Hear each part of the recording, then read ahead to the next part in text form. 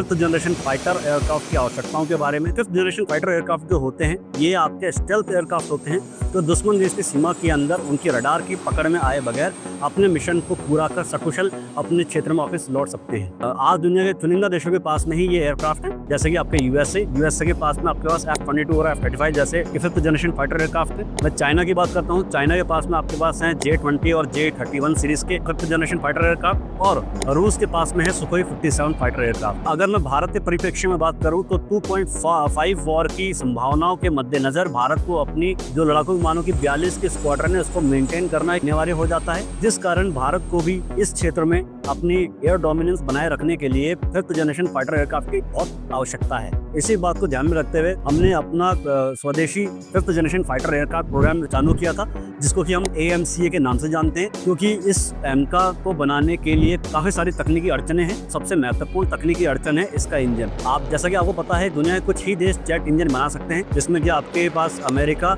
रूस, UK और France हैं। ये देश बहुत आसानी से अन्य देशों को अपने फाइटर इंजन प्रोवाइड नहीं करते हैं, जिस कारण भारत के इस एमका प्रोग्राम में काफी देरी हो रही है। इस कारण अमेरिका और रूस जैसे देशों ने अपने fifth generation fighter aircraft Bharat को बेचने के लिए ऑफर किए हैं। अमेरिका ने अपना F-35 और रूस ने अपना Su-57 लड़ाकू विमान भारत को ऑफर किया है। जैसा कि हमें पता है कि जो पश्चिमी देश होते हैं ये जरूरत पड़ने पर अपने सैन्य साजो सामान की जो आपूर्ति है उस पर रोक लगा देते हैं, जिस कारण इनसे हथियार लेना एक नुकसान भरा सौदा हो सकता है। अगर मैं बात करूँ रूस की, तो रूस हमारा बहुत समय से एक अच्छा मित्र रहा है और समय समय पर रूस ने ये बात अपनी हमें प्रूव भी की है। और वहीं अपने Su-57 के साथ रूस हमें पूरी तरह से उसकी टेक्नोलॉजी भी देना चाह रहा है, उसका सोर्स कोड भी प्रोवाइड करना चाह रहा है। सोर्स कोड किसी लड़ाकू विमान की वो तकनीक होती है जिसके अंतर्गत हम उसमें अपने स्वदेशी हथियार इंटीग्रेट कर सकते हैं, जिस कारण उस फाइटर एयरक्राफ्ट को संचालित करने की जो कॉस्ट होती है उसमें कमी आती है। वहीं पश्चिमी देश अभी भी अपने फाइटर एयरक्राफ्ट को हमें बेचना चाह रहे हैं, पर वो उसका सोर्स कोड भारत को नहीं देना चाह रहे हैं। तो आप हमें कमेंट सेक्शन में बताइए कि हमें वर्तमान समय में फिफ्थ जनरेशन फाइटर एयरक्राफ्ट के लिए किसकी तरफ जाना चाहिए, अमेरिका की तरफ या रूस की तरफ।